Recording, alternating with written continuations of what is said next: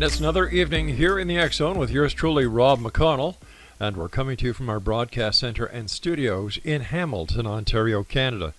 Now, if you'd like to send me an email, xzone@xzoneradiotv.com, on all social media sites, Xzone Radio TV.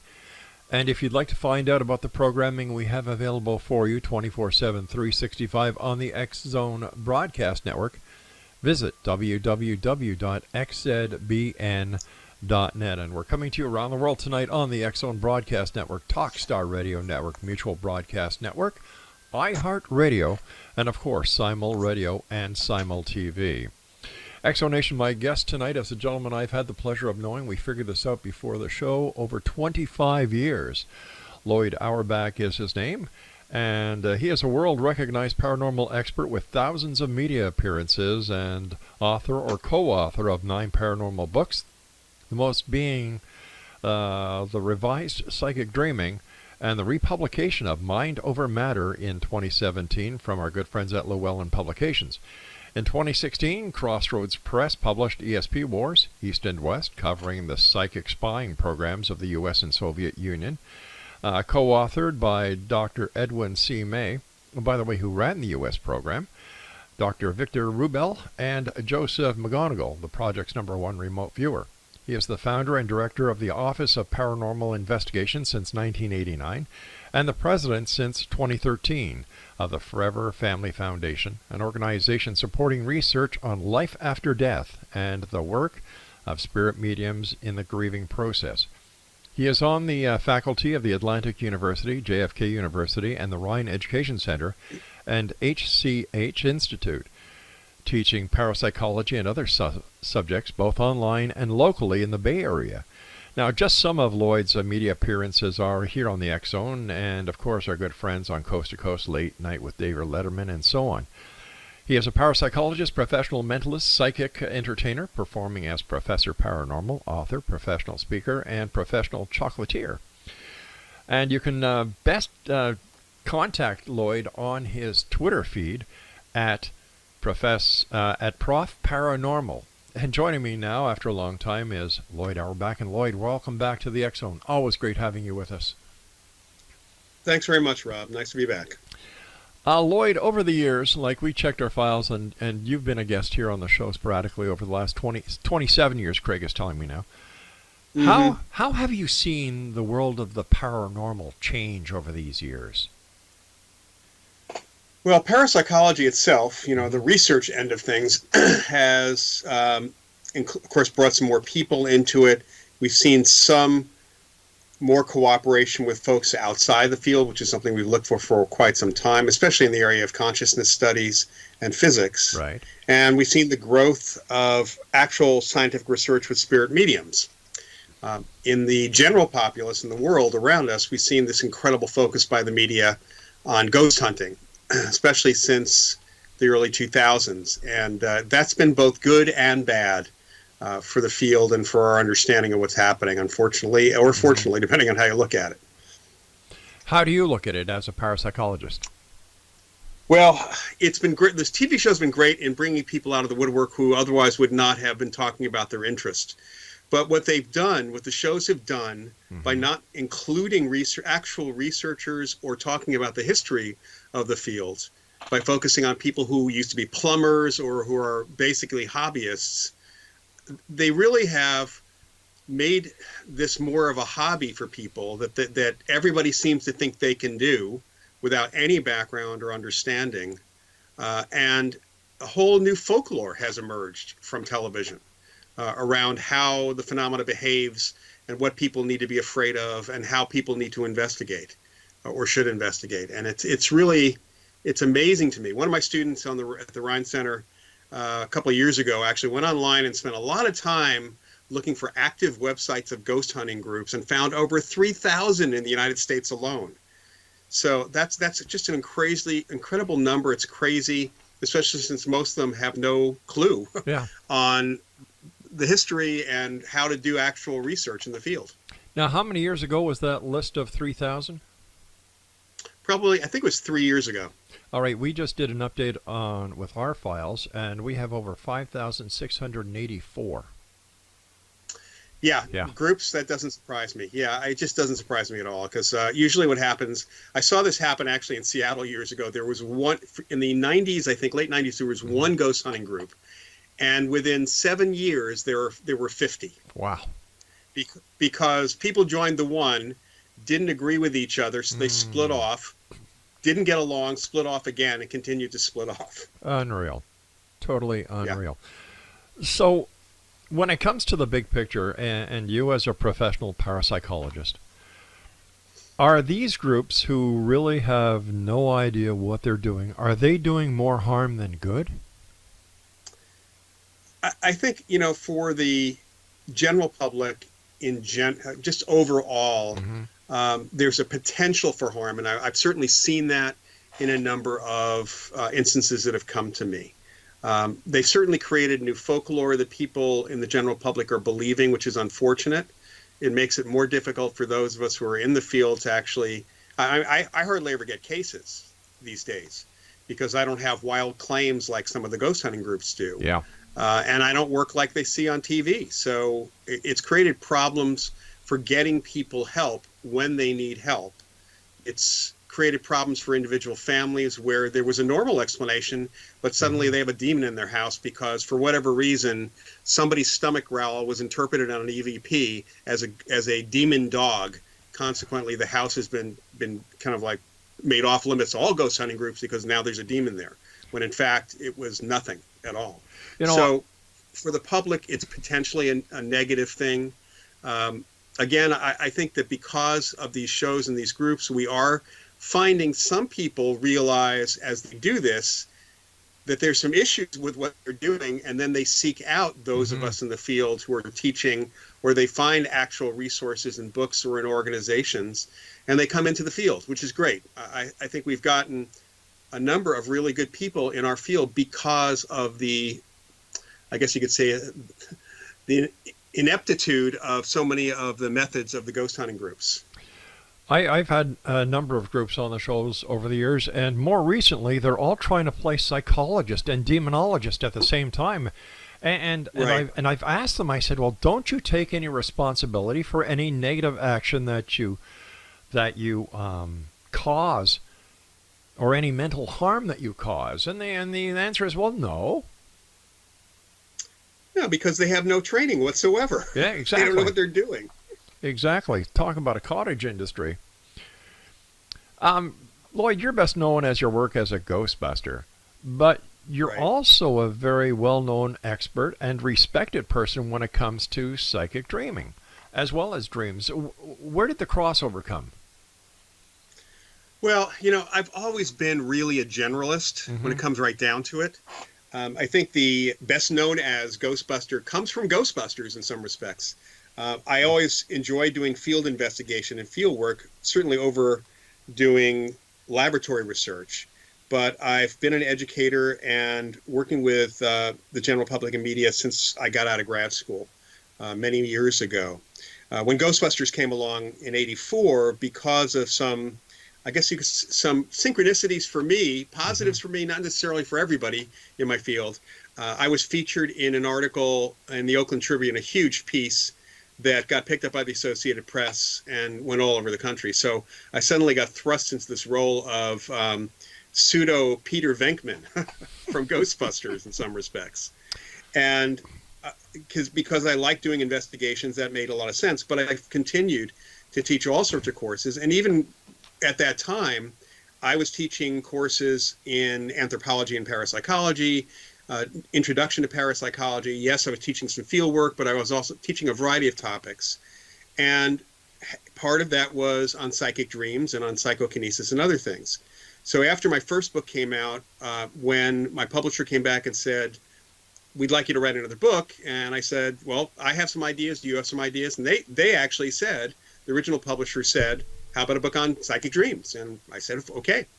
So it was something that I took to heart at the time, and the revision has been up to date and just like made much clearer than the original edition.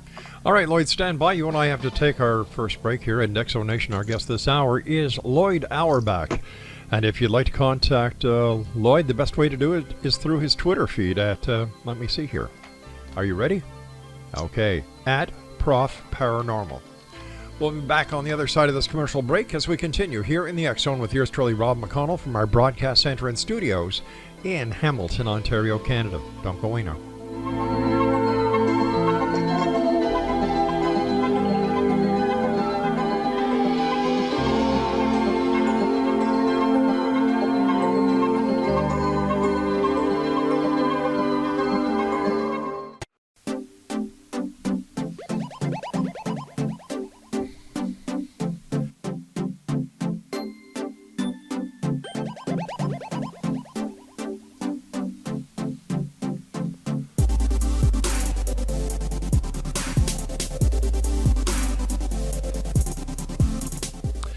And welcome back, one and all. This is the X Zone. I am Rob McConnell. Lloyd Auerbach is our special guest. And if you'd like to contact Lloyd, his email address is profparanormal@gmail.com. That's profparanormal@gmail.com.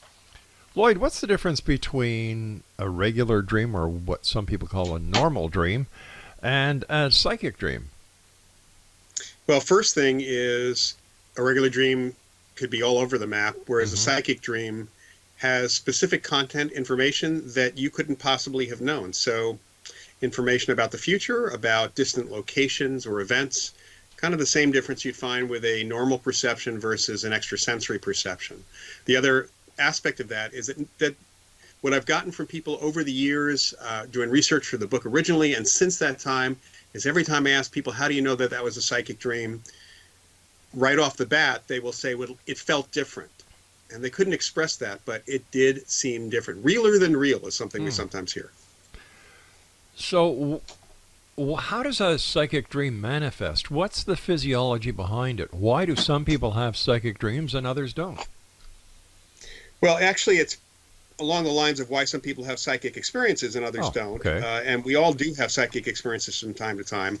The dream state itself, our defenses, our inhibitions are lowered. So you might say that our firewalls, our programmed firewalls against noticing psychic information, they're dropped. The firewalls are down. So during a dream, it's possible that you will pick up on highly charged events or on very mundane events related to you. That's kind of the two different types of experiences or events people pick up on. But because, I guess you could say, the flavor of the dream is realer, or it feels different to people when they remember them when they wake up, they tend to take more note of them. It's almost like a little flag goes up and says, hey, pay attention to this one, it's different. So what in your opinion, and the research that you've done into psychic dreaming, is the most common psychic dream?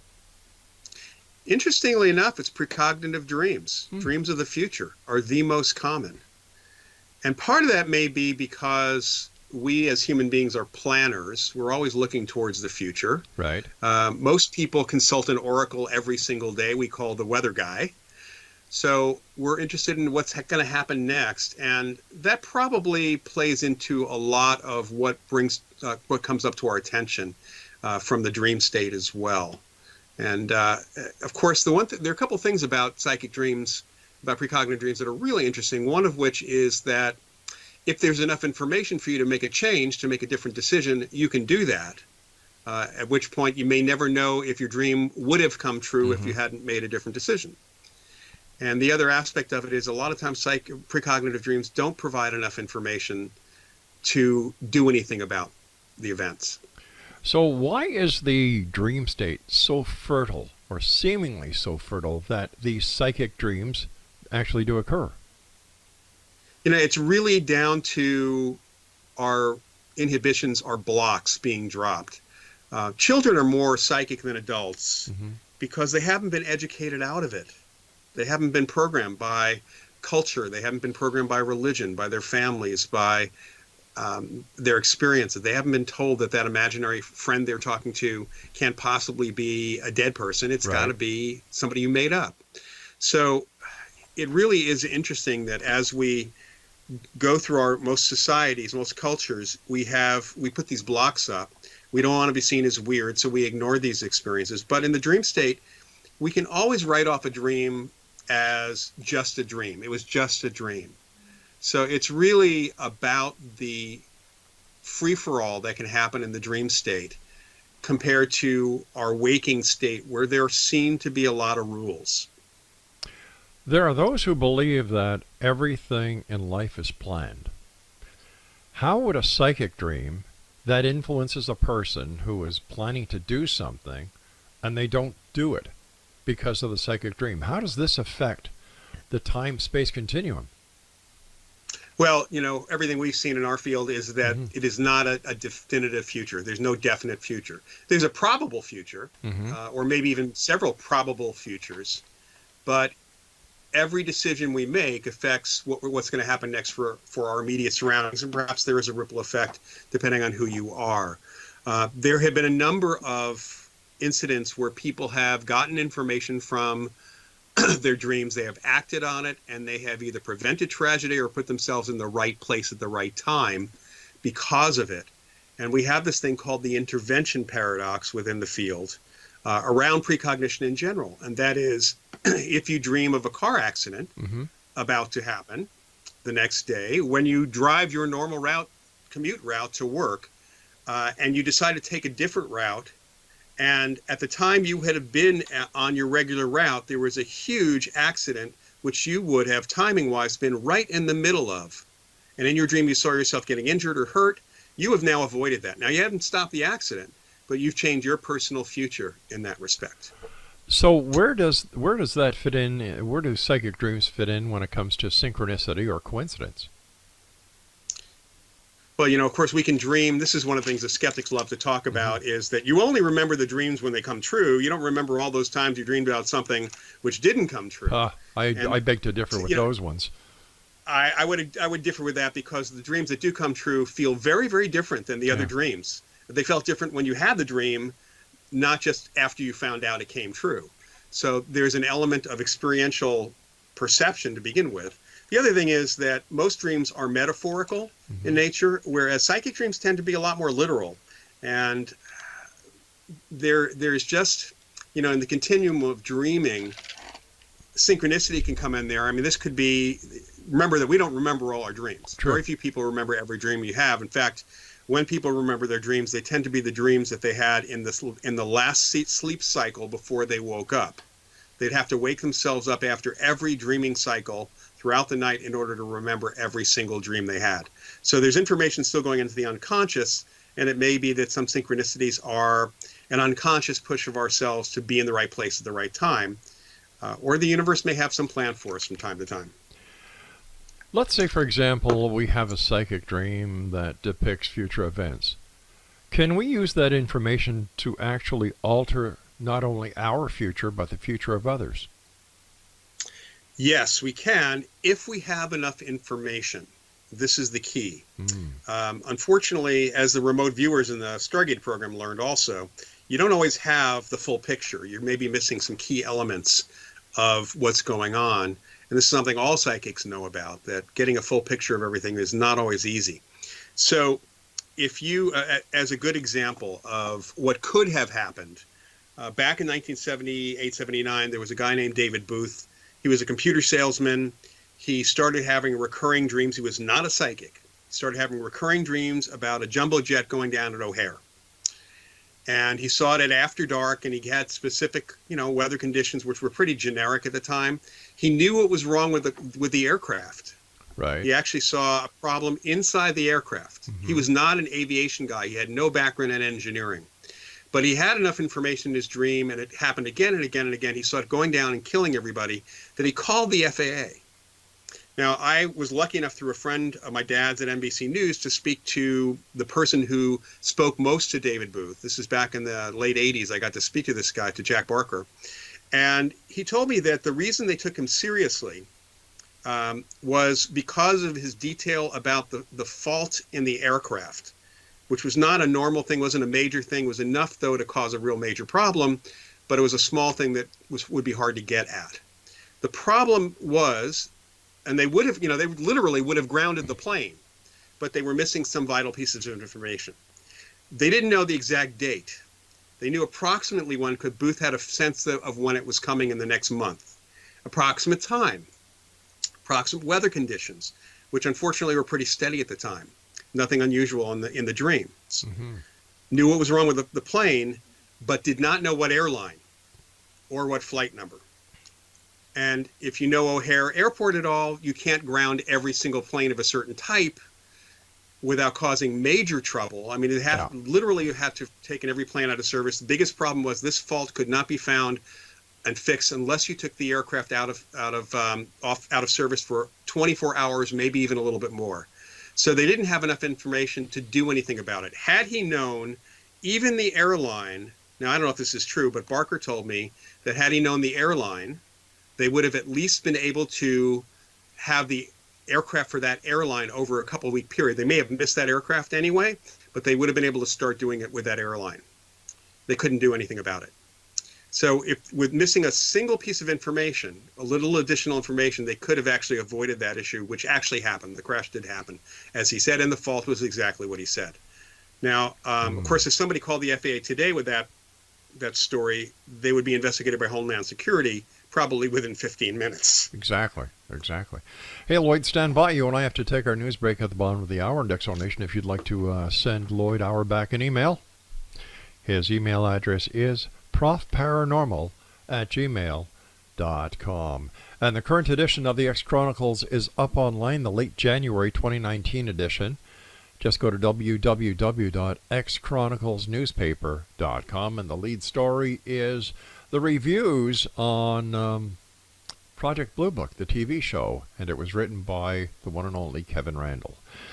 I'll be back on the other side of this commercial break with the news as we continue here in the X Zone from our broadcast center and studios in Hamilton, Ontario, Canada. And also, don't forget, if you check us out on Simul TV, where the X Zone TV channel is Channel 21. We'll be back on the other side. Don't go away.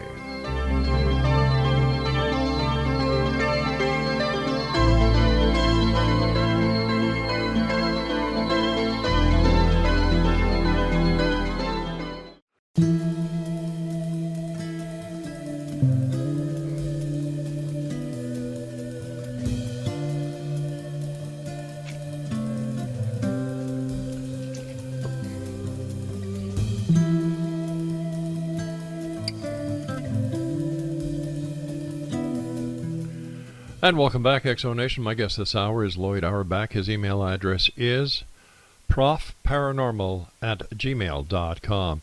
Now listen, before we get back to our good friend Lloyd, I would just like to let you people know that there's a new television series that has come and asked us to help them with their casting call. The name of the show is The Ghost Diaries.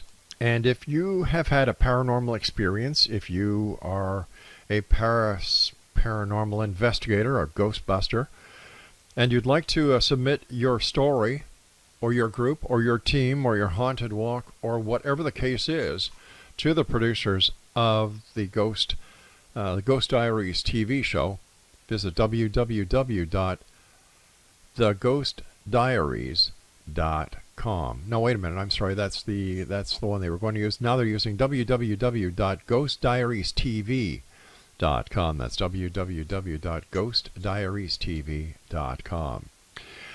Lloyd, we were talking about dreams and the difference between a normal dream and a psychic dream. I also asked you about how having a psychic dream that predicts the future, how it and if it could affect the future.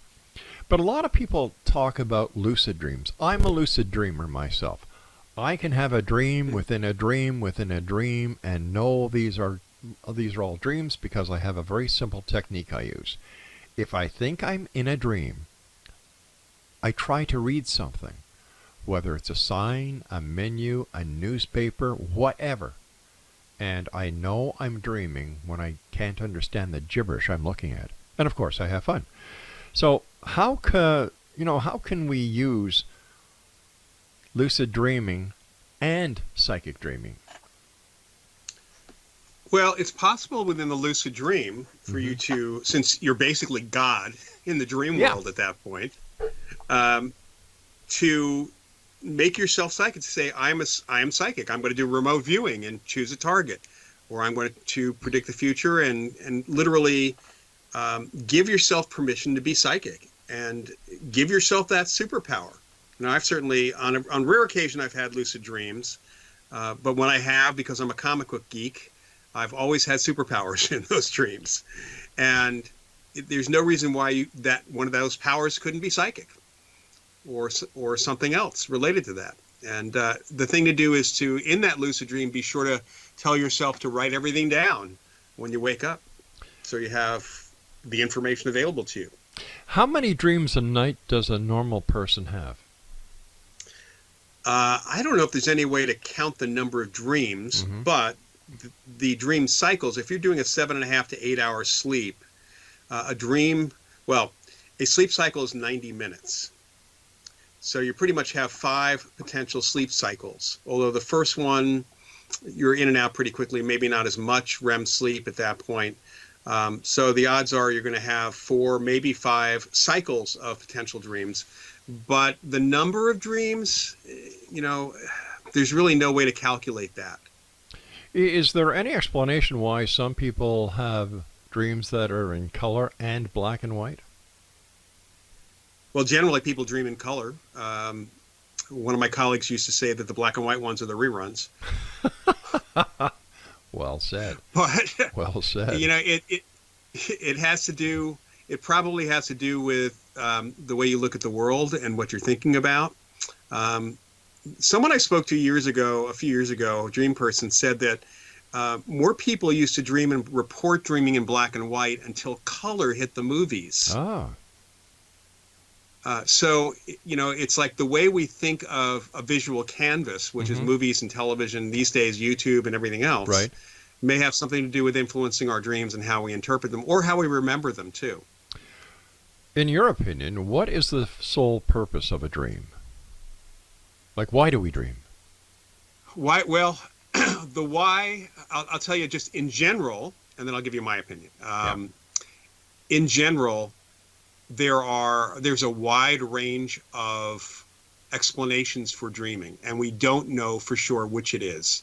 You have people on the very, very materialist side, which has included Francis Crick, one of the discoverers of DNA, who has stated that dreams should not be remembered. They're basically a way of our brains, in computer language, defragging themselves, kind of garbage in and garbage out, getting rid of the garbage that's there, and that remembering them is detrimental to your health. However, at the other end, we know very well from the dream groups and dream therapists and dream workers all over the world that there are positive benefits for remembering your dreams. Very, very few negatives, and for health as well. So you have to go with that end of things. Personally, I think it's how our brains are staying active while the rest of our body sleeps. It actually exercises other neural pathways. It's not the case that our brains are inactive when we're sleeping, especially dreaming. Our brains are actually very active. And it may be a time that neural pathways are re-strengthening or reconfiguring. There's some plasticity happening. It does seem to be, however, extremely important for us to dream, preferably every night, or have a dream state every night, or at least on a regular basis.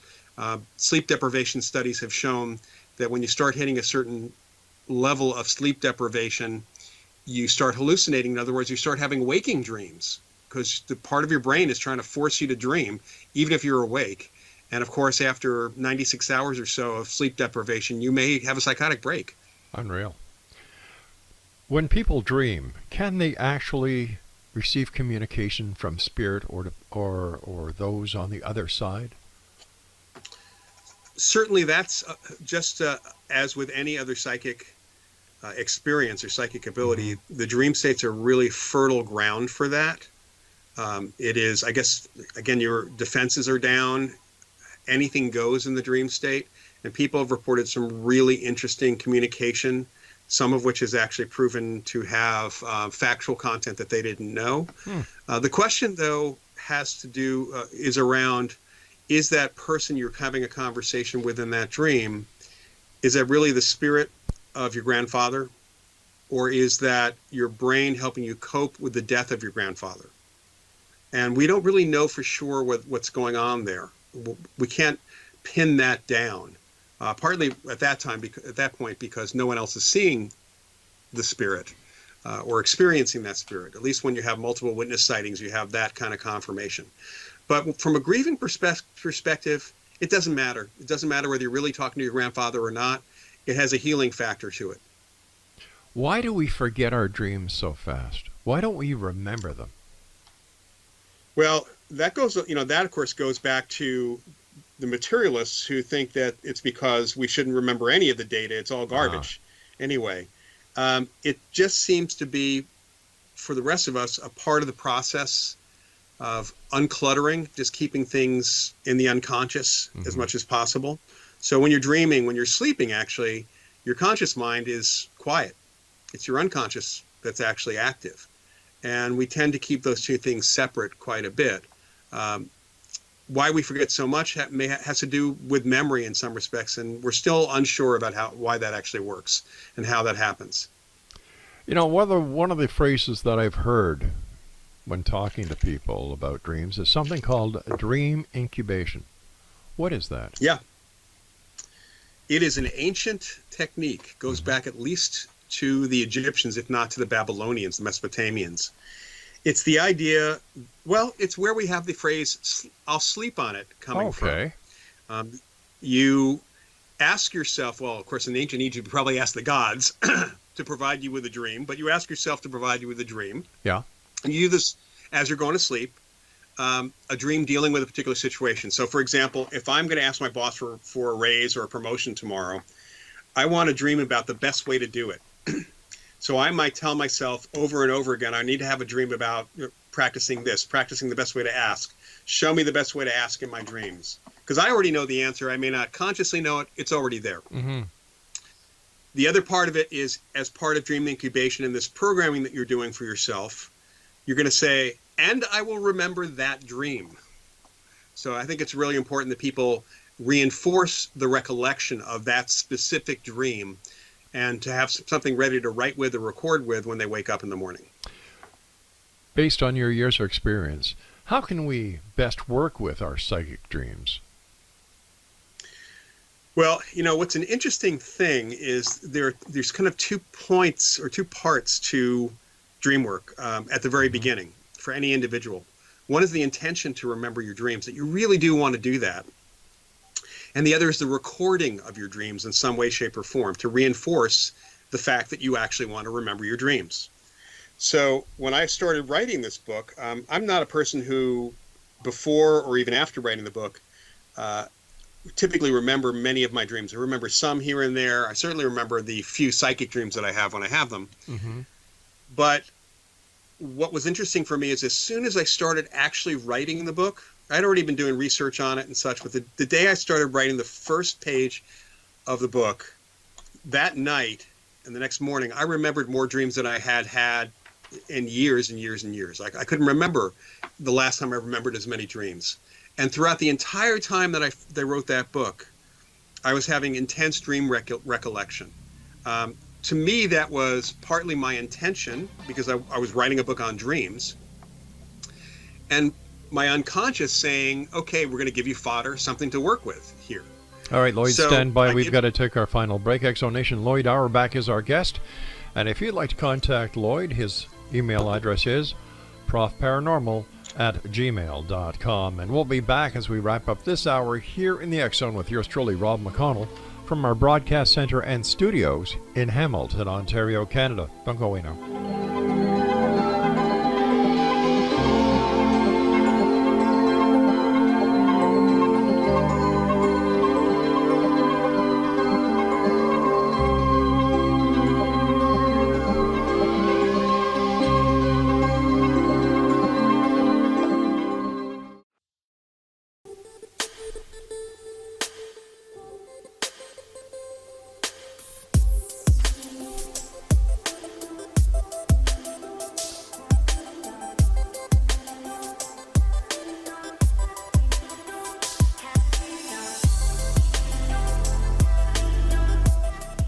Exonation Lloyd Auerbach is our guest this hour. W's. It's his email address if you'd like to contact Lloyd. His email address is profparanormal@gmail.com. First of all, Lloyd, I want to thank you ever so much for coming on the show. It's always a great pleasure talking to you. And as I was telling you off air during the commercial break, I've been following you for years. And, I'm glad that you are out there because you've been doing this so long and so legitimately. You know what you're talking about, and you're always trying to better the field. And my hat is off to you. Thank you. Thank you. Does the paranormal vary around the world? For example, do all cultures and societies have ghosts, devils, demons, angels, or is the paranormal gauged by the sociological culture where it's originating from? There's definitely a cultural influence on people's experiences or how they interpret the experiences. Mm-hmm. Not all cultures believe in the devil. Certainly not all cultures or religions, for that matter, believe in hell or a Satan or devil. I certainly was not brought up to believe in devils and demons and things. Not all cultures believe in angels. People in the world still believe in multiple gods or in some nature spirits. There are different interpretations of the experiences that are out there. The root experiences, when we look at what people report, there are ghosts or some form of that. How people interpret what those ghosts are or how they behave or what they mean may be different for different cultures. And even within our culture, we have subcultures, mainly based on religion or sometimes which TV show you follow. As to how you interpret the experiences or the evidence or whatever else, other people's experiences that you're getting. So in parapsychology, we have to consider culture and its influence on belief and interpretation of the experiences. And that's one of the things that we look at when we actually do investigations and try to come to conclusions and such. With all the crap on the internet, and I call the internet the largest septic tank that mankind has ever created because there's more crap in it than there is anything else. How does somebody who has a legitimate problem where they are to the point where they need help, how do they find the right place, the right people, if they don't know of Lloyd Auerbach? Well, first of all, I just want to echo your comment about the internet. Theodore Sturgeon, a science fiction writer, once said that 90% of all science fiction is crap, but then again, 90% of everything is crap.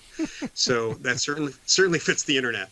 The best thing for people to do, honestly, is to contact one of the actual research organizations in parapsychology. And forget the word paranormal for a minute.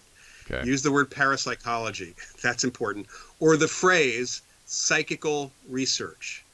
There are organizations like the Society for Psychical Research, which has been around since 1882, the Parapsychological Association, the REIN Center, RHINE.org is another one. Those are all three very good sources. The University of Virginia has a group that deals with reincarnation and apparitions and such, and they can point you to the right people, put you in touch with folks. The Parapsychological Association has a website, which includes its membership, and many of them are linked. I mean, there's a link to me as well there. And that's a good way. Even if they don't do investigations or can't help you personally, they will be happy to point you in the right direction to the right people. But going to these ghost hunting groups, if they even mention a TV show or a TV show related group that they're involved in, run. I would be highly suspicious and ask them a lot of questions. I would run. Yep. Yeah. Now, you're involved with both the Family Forever Foundation and the Ryan Research Center, and a bit with the Windridge Research Center. Can you tell us something about these organizations? Sure. The Forever Family Foundation, which is free to join, by the way, it's foreverfamilyfoundation.org, is an organization, a complete nonprofit, all-volunteer organization that works with spirit mediums. We actually, through a scientific research process, we certify mediums who are evidential. Mm-hmm. And we work with them to help support the role of mediumship in family grieving process. We even run grief retreats, but also support the work of researchers who do research into life after death, whether it's through mediumship, field investigation, apparitional research, reincarnation, things like near-death experiences and such. The Windbridge Research Institute, a research center rather, and the Windbridge Institute, which is windbridge.org, does scientific research on mediumship. Plus, they've occasionally done research looking at vetting supposed ghost hunting technology and finding it highly lacking. But they've done some great research with spirit mediums, some of the best controlled scientific research out there. And the Rhine Research Center is the oldest continuous laboratory in the United States. It used to be on Duke University. It used to be the Duke Parapsychology Lab before J.B. Rhine retired from Duke in the 60s. And they continue to do some excellent research, as well as provide really great online courses and membership. They run lectures every other week, and there's a huge media library. It's a great organization to join and support, also nonprofit. But you get a real lot of benefit from joining the Rhine Center because of all the great video lectures and other materials that's there. Is there more and more actual evidence being brought forth that, life after death is real? There is absolutely more evidence collected. The research with mediums, the research that's gone on at the University of Virginia's group with apparitions and people's experiences, the work that myself and a few other folks have done, the reincarnation work that's done at the University of Virginia, all of it supports the continuation of consciousness past the death of the body. The ultimate proof, because proof in science is a silly thing to even talk about. We're really talking about evidence. Math likes to talk about proof, and law talks about proof, but we don't really have proof in science, in any of the sciences for that matter, because things change. The ultimate proof, if you want to call it that, though, for life after death would be when you die. I guess. We haven't been able to get an apparition to show up in the laboratory, so until we can hold them to a time sheet, it's a little, we're kind of stuck for that kind of evidence. Reincarnation, I personally have a problem with that. I understand. Yeah. I completely understand. I have, personally, I don't really care about whether I lived before. And frankly, from our perspective, past life regression therapy or hypnosis, it doesn't provide us with evidence. But we have these, at this point, thousands of cases from around the world of children under the age of 5 who spontaneously start talking about having been someone before. And there's something definitely going on in those cases. One of my colleagues, Ed May, who you mentioned before, having to do with the Stargate program, Ed May is a materialist. He does not believe in life after death. He does not believe in the continuation of consciousness. He doesn't believe in reincarnation. But he is constantly amazed at the quality of information these 3-year-olds or 4-year-olds are coming up with about a person's past, about a person who used to live not too long ago, completely disconnected from them. He feels, and has made the statement that whether you believe it's reincarnation or not, these are incredibly impressive instances of something that needs to be fully investigated. The interpretation is a different story. One final question, Lloyd. How do you think the advance of artificial intelligence is going to help the field of parapsychology? That's a really good question. I think from the perspective of how it's going to depend honestly on two things. Number one, artificial intelligence can be used to crunch data, to do analytics on the information. That's machine learning, and AI is now being applied in many fields of science and the law and other areas to look at massive amounts of data and look for patterns and then be able to either make suggestions for what's going on or suggestions on how to study what's going on. And I think that's where we're definitely going to see something happen eventually with AI. The other possibility is if you can create a model of consciousness and see whether you can make the machine psychic. That might be really an interesting thing, although that may not be the best for those people who look towards the Terminator possibility of the future. Lloyd, as always, a great pleasure talking to you. Thanks very much for coming on the show. It's been a long time, and I wish you continued success in everything that you do. Thanks very much, Rob. I know that you teach classes, and I've got about 40 seconds. Where can people find out more about the classes you're going to be teaching, and if they can partake in your classes? Well, the Rhine Center has got a couple of my classes coming up over the next few months. The next one starts February 28th. It's Rhine, RHINE.org. And just look for the education link there to find out about the classes we have coming up. And then otherwise, best thing to do is contact me via email, profparanormal@gmail.com. Prof is in professor, profparanormal@gmail.com. And I'm happy to let you know what's upcoming. All right. Thanks again, Lloyd. And the next time you see Sally Ryan Feathers, say hi to her for me. Oh, I sure will. All right. Take care of yourself, my friend. And the very best of the new year to you and yours. Thanks. You too. Exonation, my guest this hour has been Lloyd Auerbach. And if you'd like to send Lloyd an email, his email address is profparanormal@gmail.com. I'll be back on the other side of this commercial break with the news as we continue here in the X Zone from our broadcast center and studios in Hamilton, Ontario, Canada. Geez, I nearly forgot where Hamilton was. How can I do that? We'll be back. Don't go away.